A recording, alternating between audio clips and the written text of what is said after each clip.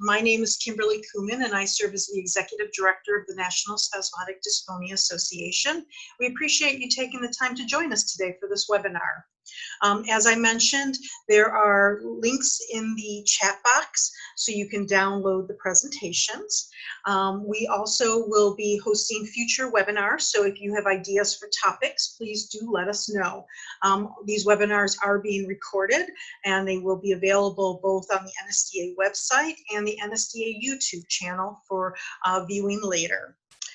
It's my pleasure today to introduce our speaker, Dorothy Tannahill-Moran. Welcome, Dorothy. And Dorothy is a career and life coach. She's a speaker who guides people who are working to remove barriers to both their professional and personal success. She has a unique perspective and a deep knowledge on career development after spending 21 years in management at the Intel Corporation and 12 years as a coach.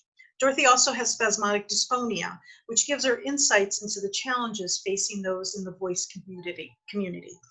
She writes articles for the NSDA website, newsletters. She's presented at our symposium, at local support groups. In addition, she leads the local support group in Kansas, and she's been gracious enough to do these webinars for us, especially during the quarantine, as we try to pick topics that are applicable and appropriate. Today, we will be talking about figuring out what you want to be when you grow up, even if you're 50 plus. And now I turn it over to Dorothy. Thanks, Kim. You know, this is a topic that's near and dear to my heart. And I will point out that last week when I talked about emerging from the quarantine, a better version of yourself, I touched a little bit on this whole topic of career change. I think career change is a very difficult decision to make because of all of the things that we're presented with in life. This is a process that is not very well outlined. It's not like doing your taxes where you've got a form, you've got things to fill out. It's not like a job search where you've got an application and a resume and you submit it to someone. It's one of these, okay, so how do you figure this out? And what I'm going to do today is I'm going to present to you both some resources as well as a process that I have distilled as a result of studying a variety of experts that have focused on this in terms of trying to help people and guide people to make this decision. So one of the things that I'll just say right up front, there is no one recipe or one way or process to get to this decision. So if this has ever been something that confused you and was ponderous, understand that's because there's no specific path. Okay, so I'm going to give you a path, but understand it's not the only path. So Kimberly, if you'll bring up the slides, we'll start going through this. I want to start by describing what I'm calling the best tips associated with this. Things for you to keep in mind as you are trying to figure out what you want to do. Now, understand also, and the reason why I said it just the way that I did, when you grow up, even if you're 50 plus, I think a lot of times we look at high school juniors and seniors that are looking at colleges and impatient with them because it's like, why can't you figure out what you want to do? Well, it's harder when you have no frame of reference, where you really have not amassed much work experience and you're still learning about yourself. But it becomes, to some degree, even more difficult when you start getting older because now you do know more about yourself and you do have more experience. So it's a challenge no matter what your age. So let's look at the tips that I'm giving you on this. Your best approach to this, your best asset is patience. And trust me, if you are not patient with yourself and with this process, you will not get to a decision. And the decision you could get to, driven by your impatience, may not be one that you like long term. If it were easy, you would already know the answer to the question. So that's what it amounts to. And as I said, there's no one best way to determine a career change. And that in and of itself can make it confusing.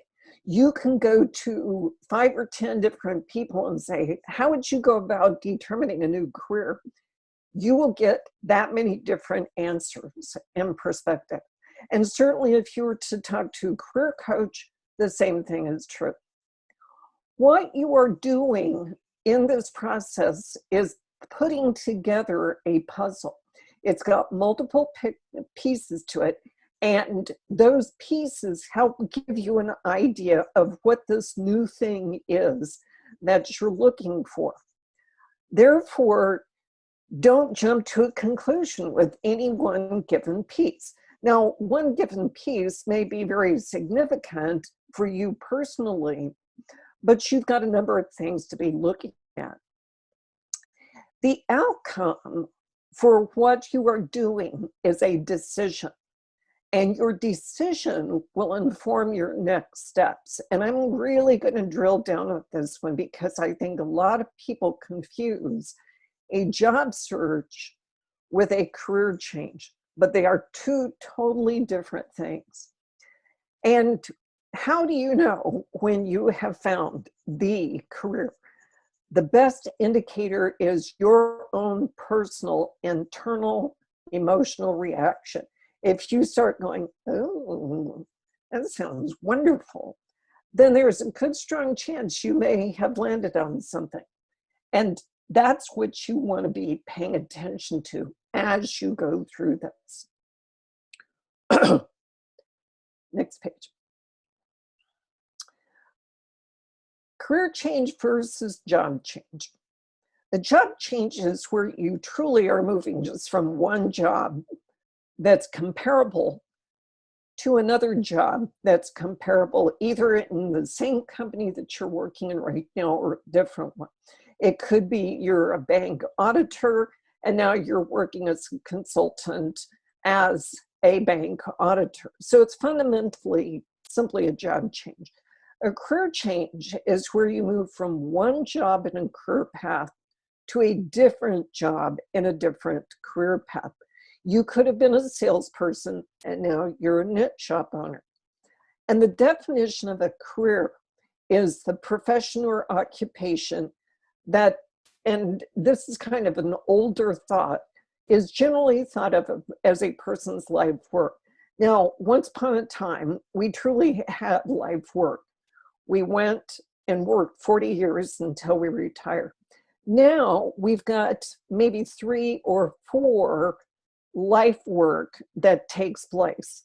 So we could have multiple careers in our lifetime. Next page. Now, you might be sitting there going, Dorothy, why do I care about what the difference is? Well, first of all, both processes start out differently, but they end the same, which is a new career.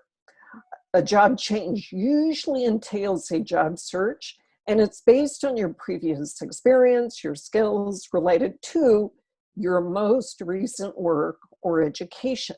Whereas a career change entails a re-examination of your career path in relationship to new priorities. You may have thought at one point in time, certain values, certain priorities were the way to go. And now that's changed.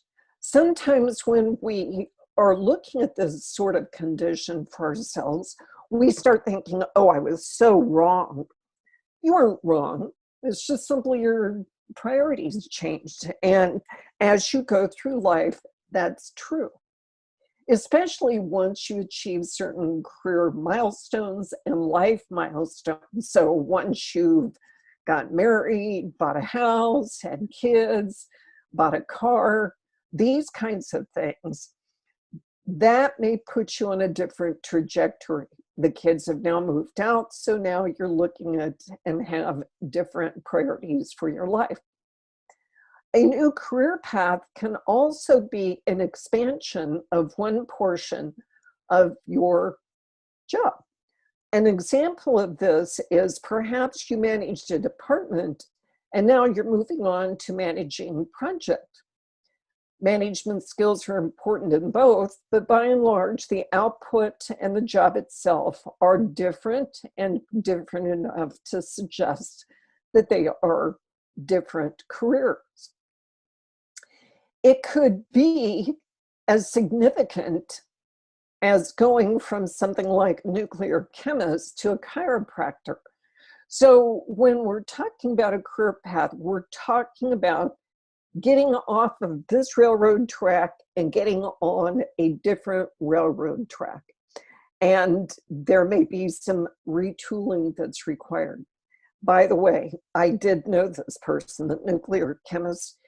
He opened up the last nuclear power plant in New Mexico. And seeing the handwriting on the wall, decided he was going to pursue a new profession. And he retooled himself and became a chiropractor and an acupuncturist, if you will. So that entailed him retooling himself and starting a business. Next page. A job search, also, we're still talking about why it's important to understand the difference between career change and job search, is a job search is ultimately pursued only after a new career path is identified in order for you to have an effective job search plan. If you have ever heard somebody say, well, I don't know what I'm going to do. I just know I don't want to keep doing this.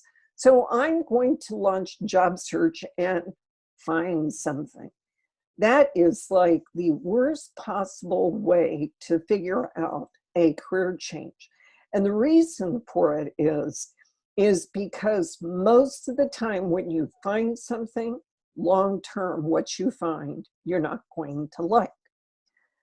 And as a result, many people confuse the two. They think, oh, career change means you're going to look for a job. That's not necessarily the case, which is why I said earlier, you make the decision first, and then making the decision informs what your next path forward ends up looking like. Like the nuclear chemist, he didn't go out and look for a job and start applying for jobs as a chiropractor. He made the decision to become a chiropractor, and that informed what his path forward looked like. When you don't know what it is that you're pursuing when you're launching a job search, it does lead to confusion and a lack of clarity about your job search, which ends up not being effective, and also false starts. It's like, oh, I thought I'd pursue this and that didn't work out. It's like, bummer. You need to get clear. A very underrated characteristic.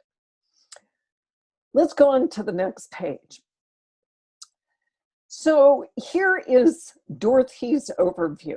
And for sake of this webinar today, I tried to distill it down into 3 steps. So your goal in this process is to tap into your strengths and your passions, and maybe you don't even know what those 2 things are. So you may have some self-discovery. And at the same time, manage and mitigate the risk of your decision of going into a new career. So you want to be able to get into this new career and flourish. But oftentimes people will jump into a new career not having done the steps that I'm talking about, only to wind up in front of a towering inferno of nowhere to go. And you don't want to do that. You don't want to spend the time, and you don't want to spend the money unless you go through the 3 steps I'm talking about. Okay, so that's mitigating your risk. So what is the process composed of? The first is your own personal self-discovery. You need to start out understanding some key criteria for this new career. You may not care what your salary needs are, or maybe you do care what your salary needs are. We are all different. So is that important to you? For some people, things like how much time it takes to retool for a new career, if you have to retool, is a consideration. Some people would not want to go through what this guy went through to retool himself to become a chiropractor, because that was about a 3 to 4 year proposition. Also, how much retooling? You look at that and say, okay, well, I don't want to take this amount of time, and I don't want to have to learn all of the things that might be entailed with this, but maybe I'd spend a year and X amount of dollars and do some, I'll just say, some tweaking and retooling. We all have different criteria. So you look at salary, you look at retooling, there may be other considerations for where you might want to do this new career. So that's one of the first things you want to discover. Next page. Continuing on, like I said earlier, this is you putting together a puzzle, and it's got multiple pieces. So one of the next things to do is to look at what is important to you within the context of a job, values. I've got a downloadable workbook called Should I Stay or Should I Go? And don't be misled by the title of this. If you currently have a job, this is a good book to go through to help you decide if you should stay. But even if you don't have a job, you can go through this and it will have you do a lot of different exercises to help you understand what's important to you within the context of a job. So that's a piece. And by the way, Kim did put the URL for downloading this workbook, and I would suggest that you download it and go through it. Now, another thing is some personality assessments, and I've put 2 in here. One is called a self-directed search. The other one is Myers-Briggs, either an online assessment or a book. Now, you could do both, that would be fine, or you could do one. One of the things I would caution you for is a lot of times when people go through personality assessment, they end up looking at it and go, okay, well, I already knew all of that. And then they look at the occupation report that comes with it, and they go, okay, those are all boring. I don't want to do any of those. So this was a waste of my time. If that's where you are, you're not paying attention. Okay. So you really want to dissect what you're being told, because these characteristics are important to understand in terms of what kind of job you may end up needing to do in the future or wanting to do in the future. And even though the jobs on the occupation report might not be ones that you want to do, there's something inherent in that list that does relate to the nature of your personality. So don't just dismiss the occupational report. Try to understand why this assessment is pointing out this occupation is the potential fit for you. So the point is, you're pulling together more pieces to this puzzle. And if you just look at it, read it, yawn, and go file it somewhere, you're not giving yourself an opportunity to truly examine yourself in a very analytical and objective way. Next page. Continuing in this process. So this first process was you discovering yourself. Now, if you don't feel you discovered yourself well enough, I would suggest you go out on Amazon and look through. There are a ton of career change books, and I would find some that have more exercises for self-discovery. The next step in this process is to turn all of these little puzzle pieces into real world jobs. I am a big proponent of what's called ONET online, and it's a wonderful resource. It allows you to put in keywords. Maybe you don't know job titles. You don't have to know job titles.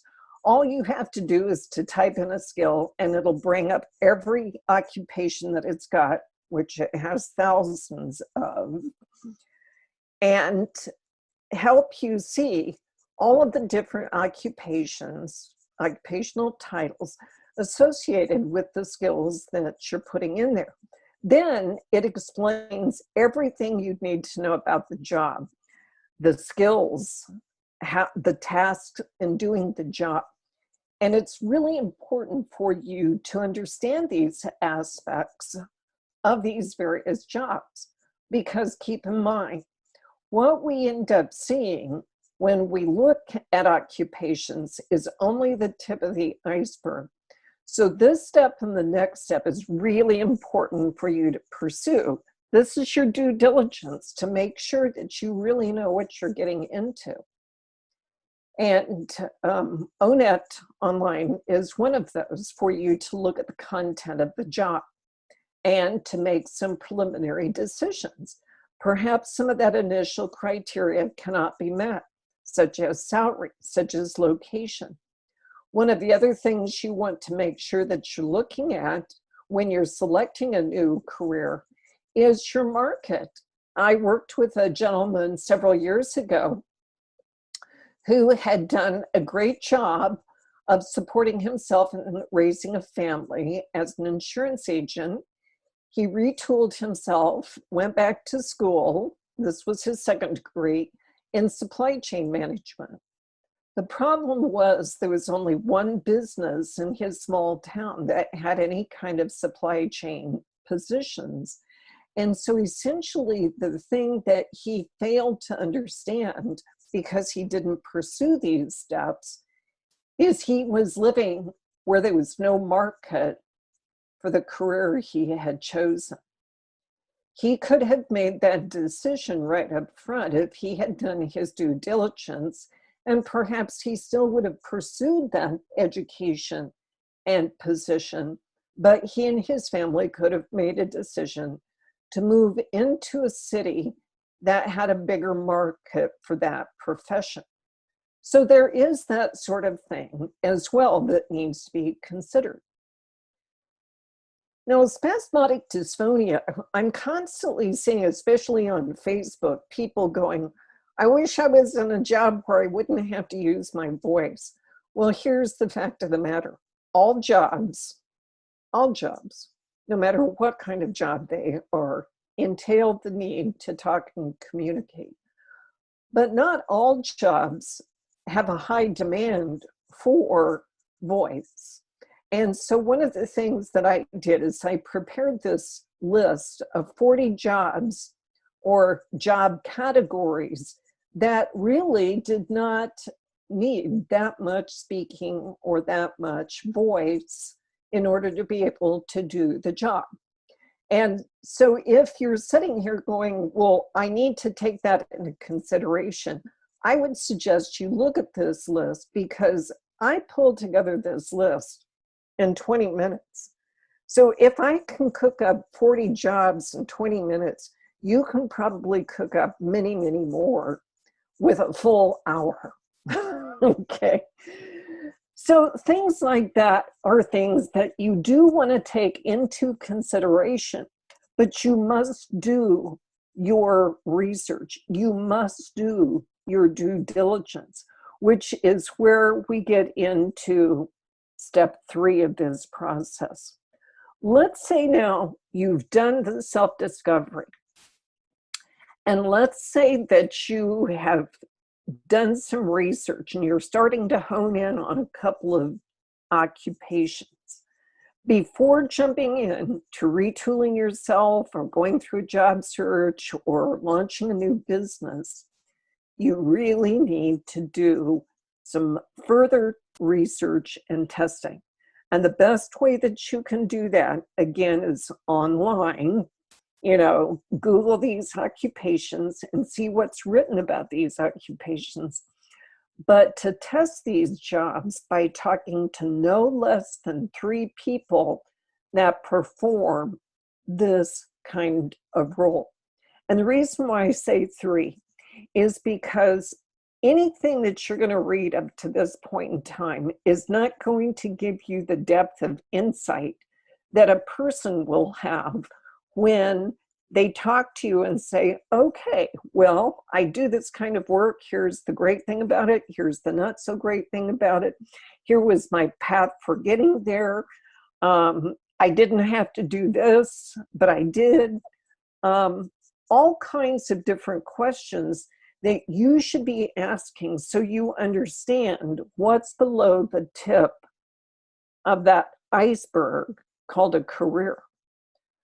And then once you've tested it out, understand you're going to hear some things that's not going to sound that appealing. All jobs have that characteristic. There's always going to be tasks that you don't like. But the question is it a 5% part of the job or is it a 50% part of the job? That's the kind of thing that you need to understand as you're going through this process to finalize, and as I said, mitigate the risk of taking on a new occupation. And so that's what I'm talking about here in terms of research and test. The reason why I say 3 is because in any kind of analytics, 1 or 2 data points does not make a trend. You could talk to one person that tells you something about this occupation. And if you stop there, you would probably not have as much insight as if you talk to 2 people. But these 2 people could have diametrically opposing inputs to you. And so if you add a 3rd person to this, and what we always learned at Intel was by the time you get to 3 data points, you can now tell what kind of trend you have. So that's the reason why I suggest interview or talk to at least 3 people that can give you further depth of detail and insight into the nature of this occupation. So there you go. It's not straightforward. And like I said, if you were to get a book from Amazon on changing careers, some of what I have said may sound familiar. Some of it may be slightly different, worded differently, this kind of thing. It's all fine.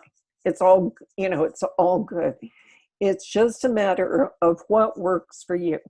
But no matter whether or not you take that and blend it with what I've got here, you must be patient, because for some people, they can have an epiphany in 2 weeks, and other people, they don't have their epiphany even after a year of pursuing. So be patient. Just understand that when it's time for you to discover it, you will discover it and you'll love it. So that's it for me today. And if you've got any questions, feel free to write it in the chat box or send me an email. Oh, by the way, the website in my workbook is no longer, it no longer exists. I've got a different website. So don't go out there and try to find it. Back to you, Kim. Okay. All right. Well, thank you, Dorothy. We appreciate all the great information that you shared today. And as we've mentioned, the links are in the chat. And if you have questions for Dorothy, you can contact her directly, or we contact the NSDA and we will make sure that you will be in touch with her. We really thank you for joining us today. And this will be posted shortly, and you'll be able to listen again so that you can get all the details that Dorothy shared today. Thank you so much for joining us, and we will see you all soon. Thanks. Yeah. Thank you. Bye-bye.